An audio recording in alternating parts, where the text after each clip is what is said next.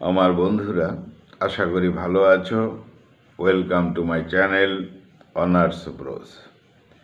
আজকে আমাদের আলোচ্য বিষয় হলো একটি ইংলিশ আমেরিকান নভেল, যার নাম হোয়াইট নয়েস।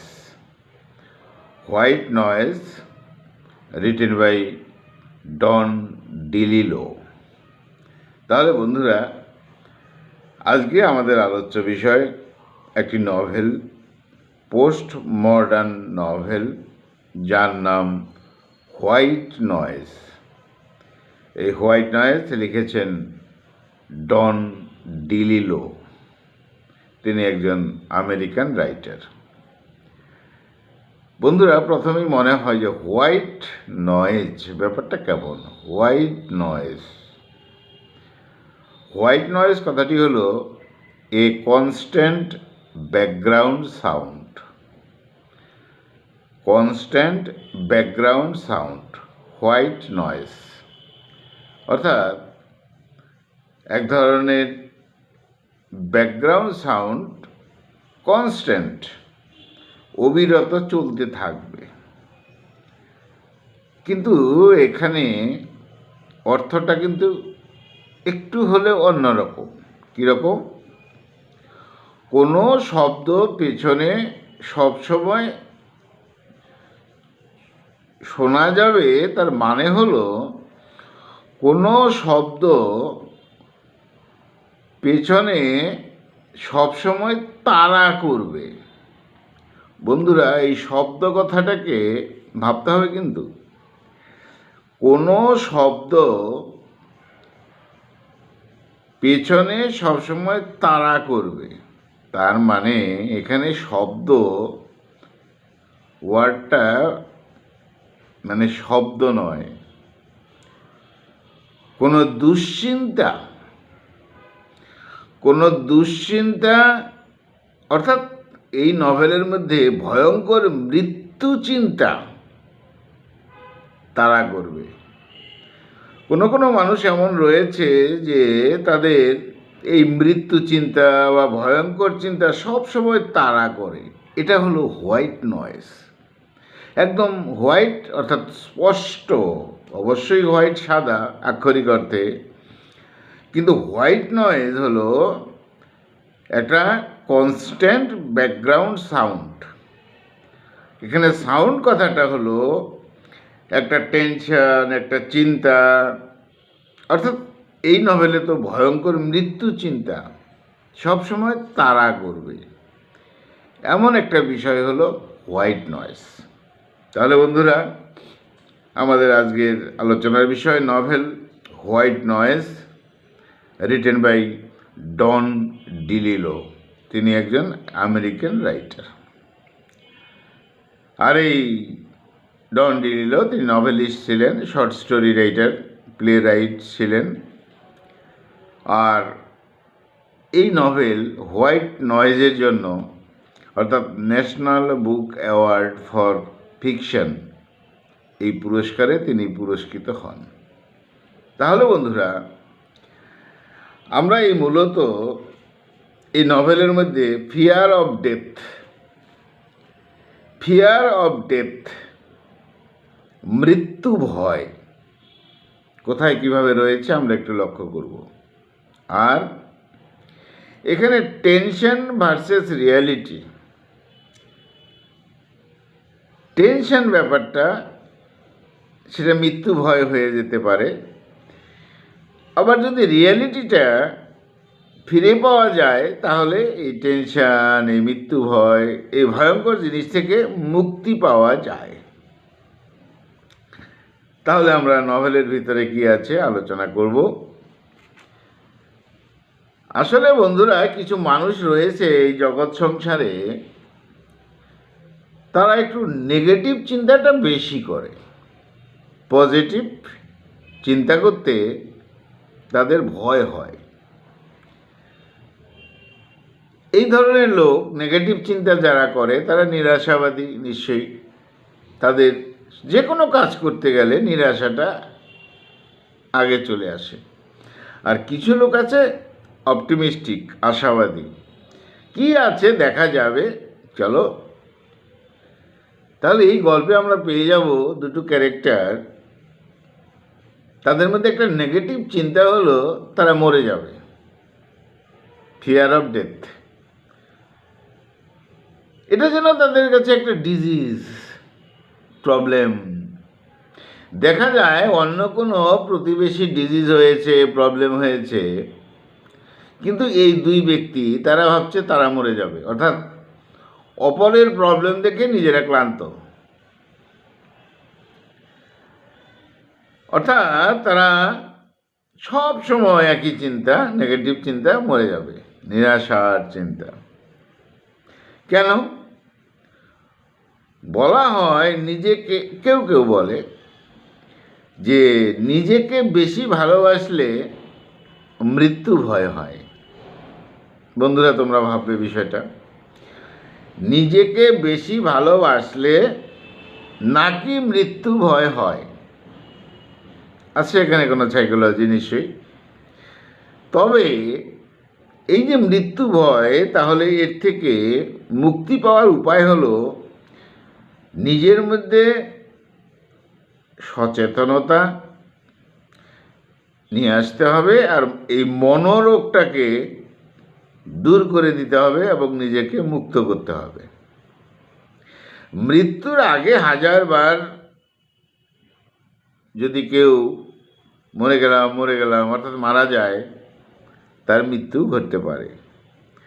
সেই জন্য যেহেতু মৃত্যুটা একটা রহস্যমূলক বিষয়, যেটার অর্থ খুঁজে পাওয়া যায় না, বিভিন্ন জন বিভিন্ন কথা বলে, সেই জন্য এই অদৃশ্য বিষয়টাকে দেখে ভয় পাওয়ার কিছু নেই। নিজের শরীর, নিজের মন, নিজের চলার পথ, জীবন পথ, তাকে সুস্থ রাখার প্রয়াস করতে হবে, সচেতন থাকতে হবে, তবে মৃত্যু ভয়টা কমবে, নিজেও ভালো থাকা যাবে। এমন একটা বিষয় আমরা এই নভেলে পাব, White Noise, fear of death. এই নভেল হোয়াইট নয়েজ পাবলিশ করা হয়েছিল 1985-এ। সেটিং রাখা হয়েছে একটা কলেজে, the college on the hill, Middle আমেরিকাতে। আর এখানে একটা টাউন কল্পনা করা হয়েছে যেটা হলো ব্ল্যাকস্মিথ। তাহলে একটা কলেজের কথা বলা হয়েছে, the college on the hill, পাহাড়ের একটা কলেজ, মিডল আমেরিকা, আর ছোট্ট শহরটা হলো ব্ল্যাকস্মিথ। তাহলে আমরা সরাসরি নভেলের গল্পকথায় চলে যাচ্ছি। বন্ধুরা ভাববে, এখানে যিনি ন্যারেটর তিনি হলেন জ্যাক গ্ল্যাডনি। আমরা যাকে জ্যাক বলবো, মেইন ক্যারেক্টার জ্যাক। এই জ্যাক গ্ল্যাডনি একজন প্রফেসর। ওই যে কলেজের কথা বলা হলো, এই কলেজের প্রফেসর, অর্থাৎ the college on the hill, এই কলেজের প্রফেসর হলো জ্যাক গ্ল্যাডনি। তাছাড়াও এই কলেজে তার একটা দায়িত্ব রয়েছে, একটা কলেজেরই একটা বিশেষ ডিপার্টমেন্ট আছে, তার দায়িত্ব রয়েছে, অর্থাৎ ওই ডিপার্টমেন্টের চেয়ারম্যান সে। কে? এই জ্যাক। যাই হোক, জ্যাক নতুন করে বিয়ে করেছে মানে কি, বিয়ে তো নতুন করেই করে না, এর আগেও তার বিয়ে করেছিলেন। এবার চতুর্থবার এই জ্যাক গ্ল্যাডনি, এই প্রফেসর, বিয়ে করলেন। কাকে?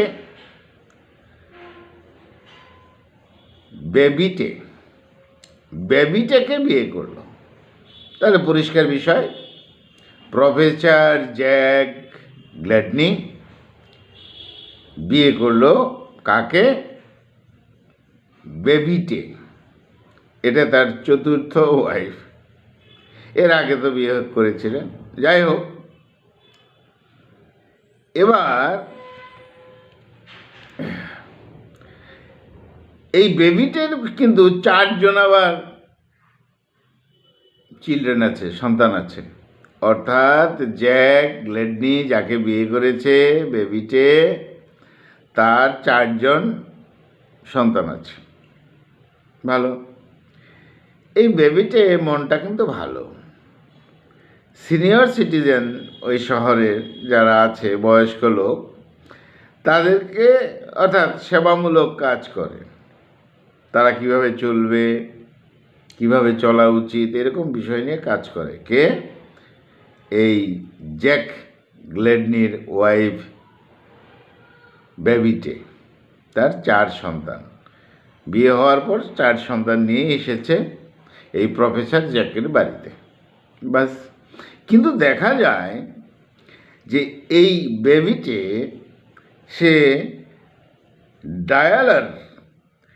ডায়ালার নামে একটা ড্রাগ, পিল, ট্যাবলেট খায়। তার মানে তার মধ্যে টেনশন আছে, চিন্তা আছে, কিছু আছে, পাবো গল্প কথায়। অর্থাৎ এই ডায়ালার যে মেডিসিনটা, এই ড্রাগ, এই ট্যাবলেট, এটা মেন্টাল পেশেন্টদেরকে দেওয়া হয় কিন্তু, আর সেটা খায়। এই বেবিটে বেশ সুন্দরী, লম্বা। তো প্রফেসর জ্যাকের সাথে বেশ আন্ডারস্ট্যান্ডিং আছে, চলছে। বেবিটে তার 4জন সন্তান নিয়ে এসেছে, তবু এই জ্যাক গ্লেডনি প্রফেসর আর এই বেবিটে তাদের ভালো সংসার চলছে। কিন্তু প্রবলেম হলো, কি হলো কোথা থেকে সাইকোলজিক্যালি এই প্রফেসর জ্যাক আর বেবিটে এরা দুজনেই মৃত্যুর কথা শুনে ভয় পায়। ফিয়ার অফ ডেথ, এটাই যেন তাদের ডিজিজ। হাজব্যান্ড প্রফেসর জ্যাক, তারও ওই চিন্তা মৃত্যু। আবার বেবিটে, তারও চিন্তা, টেনশন, মৃত্যু। এই জন্য একেবারে চেপে বসেছে। যাই হোক, এই বেবিটে যে 4জন সন্তান নিয়ে এসেছিল, তার মধ্যে 14 বছরের একটি ছেলে ছিল। এক ক্রিমিনালের সাথে কথাবার্তা, কার্ড খেলে, দাবা খেলে, এরকম রয়েছে, চুল কম, হেনিরিচ। এই হেনিরিচ প্রথম ছেলে। মেয়ে আছে দ্বিতীয়, 11 বছরের ড্যানিস, মাকে খুব ভালোবাসে, খেয়াল করে। তারপর সেন্সিটিভ একটা ছেলে রয়েছে, তার ছোট স্টেফিস। আর সব থেকে ছোট ছেলে উইল্ডার, 6 বছরের। তাহলে আমরা পেয়ে গেলাম যে এই বেবিটে যে সন্তান নিয়ে এসেছে, তাদের মধ্যে 14 বছরের হেনরিস রয়েছে ছেলে, ড্যান্সি রয়েছে 11 বছরের মেয়ে, স্টেফিস সেন্সিটিভ ছেলে রয়েছে, আর ছোট ছেলে উইল্ডার রয়েছে। তাহলে এদিন নেই সংসার। প্রফেসর জ্যাক গ্লেডনি, বেবিটে, আর বেবিটে নিয়ে আসা এই 4 সন্তান। যাই হোক, নভেলের গল্পকথা 1 সেপ্টেম্বরে শুরু হয়। ওই কলেজের মধ্যে নিউ সেশন শুরু হয়ে গেছে। বিভিন্নভাবে ছেলেরা, স্টুডেন্ট, তারা কলেজে আসছে, নতুন ক্লাসেও আসছে, আবাসিক অর্থাৎ হোস্টেলে থাকছে, জিনিসপত্র নিয়ে আসছে, এরকম একটা পরিবেশ রয়েছে। এখানে আমরা আরেকটা ক্যারেক্টার পেয়ে যাব, মুরে যে সিসিক্যাল, সে হলো ওই জ্যাক, প্রফেসর জ্যাকের বন্ধু। আমরা যাকে মুরে বলবো, মুরে। এই মুরে ব্যক্তি আবার স্পোর্ট রাইটার, নিউজ পেপারে খেলাধুলা ইত্যাদি বিষয় নিয়ে লিখত। তার একটা বিশেষ ভূমিকা আছে। কোনো প্রবলেম হলেই প্রফেসর জ্যাকের এই বন্ধু মুরের কাছে যেত। যাই হোক, হঠাৎ করে এই শহরে, ব্ল্যাকস্মিথ শহর, এই শহরে ট্রেন অ্যাক্সিডেন্ট হয়ে যায়। হতেই পারে, হয়ে গেল। আর ট্রেন অ্যাক্সিডেন্ট হওয়ার পর নায়োডিন ডি গ্যাস চারিদিকে একদম ছড়ে গেল। আমরা এটা ভালোই বুঝি, কারণ আমরা করোনা দেখেছি, মানুষের কি পরিস্থিতি হয়, আর 1 শ্রেণী মানুষ আরও বেশি হয়। তাহলে এই নায়োডিন ডি গ্যাসটা একটা টক্সিক গ্যাস, বিষাক্ত গ্যাস। এটা শহরে ট্রেন অ্যাক্সিডেন্টের পরে চলে গেল, ঘোষণা করা হলো সরকারিভাবে বিষাক্ত গ্যাস উড়ে আসছে, শরীরে স্বাভাবিকভাবে খারাপ এফেক্ট করবে, ঘোষণা হয়ে গেল। আর বলা হলো শহর থেকে যত সম্ভব আপনারা তাড়াতাড়ি চলে যান এই ব্ল্যাকস্মিথ শহর। লোকজন শহর থেকে চলে যাচ্ছে, নিউজ ব্রডকাস্টিং হচ্ছে রেডিওতে, অর্থাৎ সরকার থেকে, গভর্নমেন্ট থেকে ক্যাম্প করা হয়েছে, সেখানেও যেতে পারে বা অন্য কোথাও যেতে পারে। এইবার মৃত্যু ভয়, প্রফেসর জ্যাক লেটনি, তার অবস্থা তো খুব খারাপ, তার তো তাড়াহুড়ো লেগে গেছে, চলে যাবে সবাইকে নিয়ে। এবার চলছে গাড়ি নিয়ে, পেট্রোল কিনবে। এমন সময় সে একটা নতুন গ্যাসের সাথে কন্ট্যাক্ট তার হলো, অর্থাৎ শরীরটা দুর্বল হয়ে গেল। এমনি মনে মনে ভাবছে মরে যাবে মরে যাবে, তার মধ্যে আবার গ্যাস, তার মধ্যে আবার নিজে দুর্বল হয়ে গেল। কে? Professor Jack. তখন প্রফেসর জ্যাক খুব চিন্তা করে, সায়েন্টিস্ট বন্ধু আছে তার, উইনি রিচার্ড সায়েন্টিস্ট বন্ধু, তার কাছে গেল। কি সর্বনাশ, আমি মনে হয় আক্রান্ত হয়ে গেলাম, আমার দুর্বল লাগছে, আমার এই লাগছে সেই লাগছে। আর ভয় থাকলে পরে তো বিভিন্ন রকম লাগবেই। একেবারে জ্যাক ভয় একেবারে অস্থির, মানে আধমরা হয়ে গেছে এরকম ভাব। অর্থাৎ তার একদম একদম দৃঢ় বিশ্বাস যে টক্সিক ওই গ্যাসে সে আক্রান্ত হয়ে গেছে।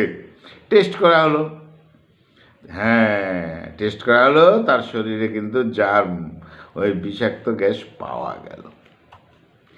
এদিকে এইসব খবর শুনে ওয়াইফ, তারও তো একই রকম মেন্টাল ডিজিজ, মরে যাবো মরে যাবো মরে যাবো ভেবেছে, সে চিন্তায় অস্থির হয়ে গেল হাজব্যান্ডের, অর্থাৎ জ্যাকের এই অবস্থা।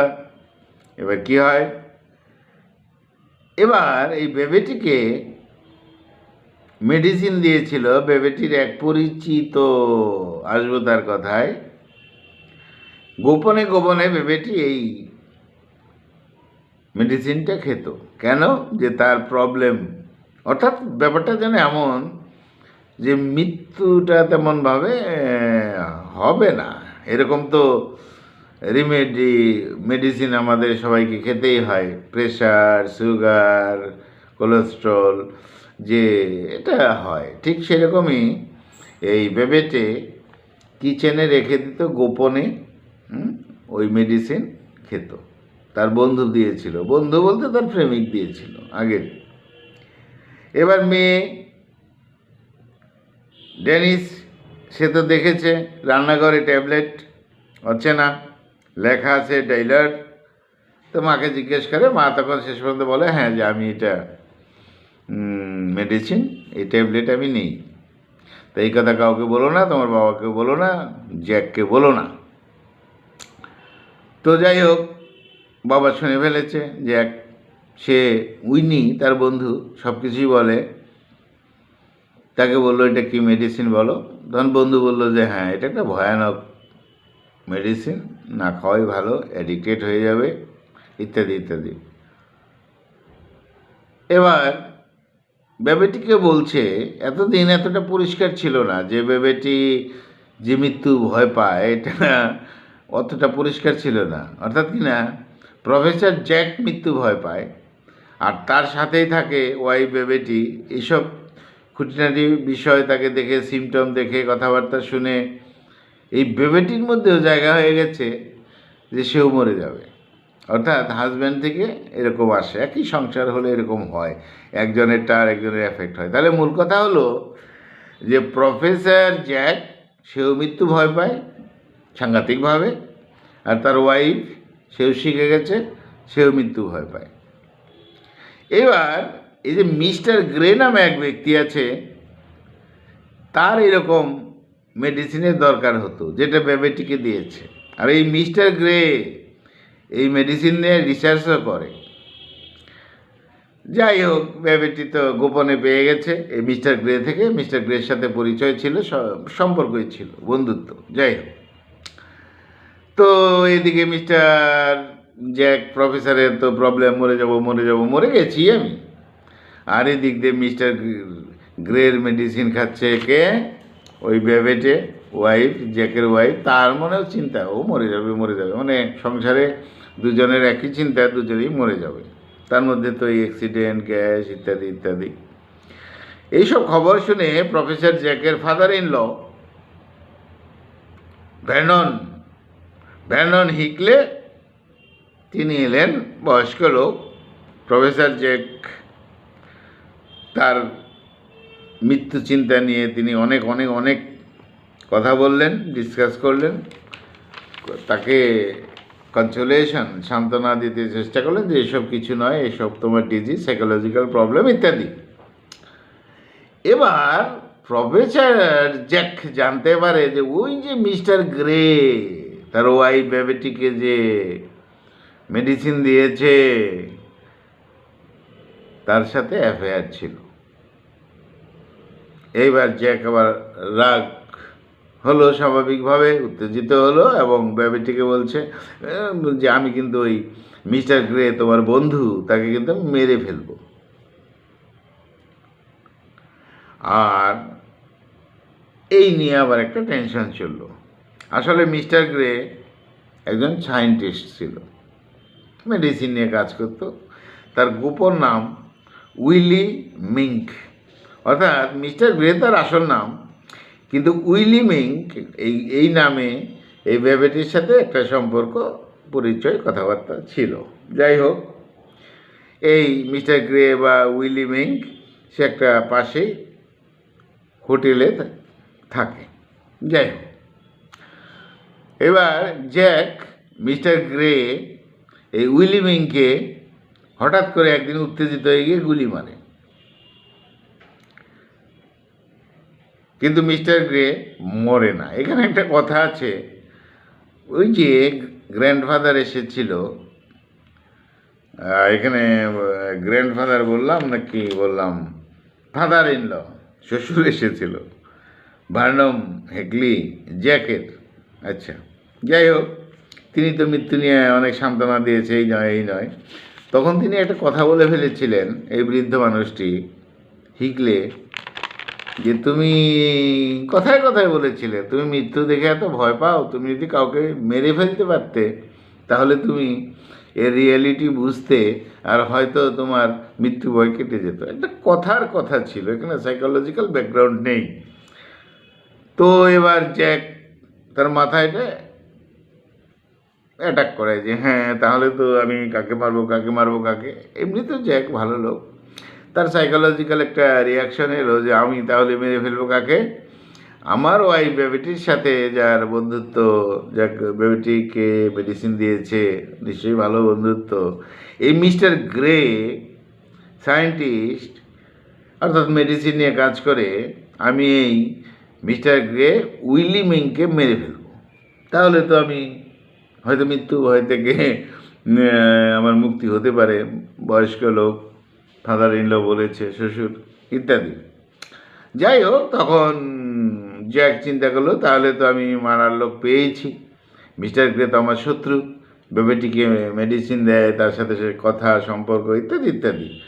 তো আমি মিস্টার গ্রে অর্থাৎ উইলি মিংকে মেরে ফেলবো।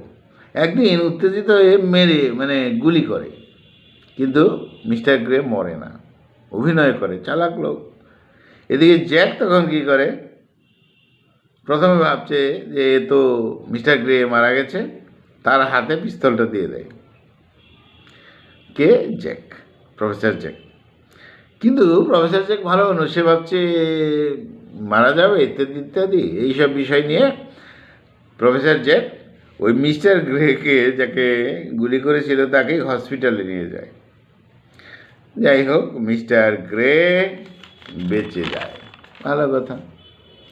এবার না, কিছুতেই কিছু হলো না, মৃত্যু ভয় তো ছাড়ছে না। এদিকে বাড়িতে গেলে বেবেটির মৃত্যু ভয়, আবার এদিকে বাইরে থাকলে তো এই প্রফেসর, তার মৃত্যু ভয়। হঠাৎ করে কি হয়েছে, প্রফেসর তো বাড়িতে এসেছে, ওই যে তার যে ছোট ছেলে উইল্ডার, 6 বছরের ছেলে, সে হঠাৎ করে অ্যাক্সিডেন্ট থেকে বেঁচে যায়, সাইক্লিং করছিল।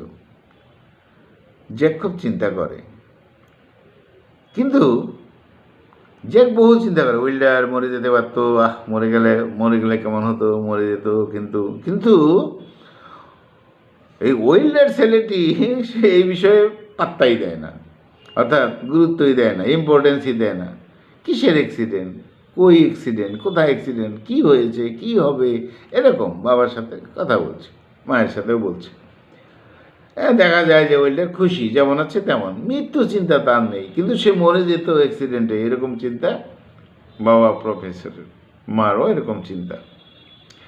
অর্থাৎ রিয়েলাইজেশন এলো প্রফেসরের যে তাহলে শিশুদের আর আমাদের চিন্তার মধ্যে তফাৎ রয়েছে। এরকম তারপর দেখছে যে ওয়েল্ডারের তো কোনো ব্যাপার নয়, আর ওই থেকে একটা লেসন পেল প্রফেসর, না আমি আর মৃত্যু চিন্তা করব না, আমি এটাকে হালকাভাবে নেব। আর এখানে আরেকটা বিষয় ছিল যে এই হোয়াইট নয়েজ, এই স্টোরি জ্যাককে নিয়ে, তার ওয়াইফ ব্যাবেটিকে নিয়ে এবং তাদের 4 জন সন্তানকে নিয়ে। তাহলে আমরা বলেছি তারা কি, they live in a college hill town, সেখানেই বাস করতো। আর জ্যাক ইজ এ প্রফেসর, আর তার একটা বিশেষ দায়িত্ব ছিল হিটলার স্টাডিজ, অর্থাৎ ওই কলেজে হিটলার স্টাডিজ, হিটলারের তথ্য, হিটলারের জীবনধারা, হিটলারের ফিলোসফি নিয়ে আলোচনা হতো। যাই হোক, আর ব্যাবেটি যে এখানে ভলান্টিয়ারি কাজ করতো, সার্ভিস করতো সিনিয়র সিটিজেনদের জন্য, তাও আমরা পেয়েছি।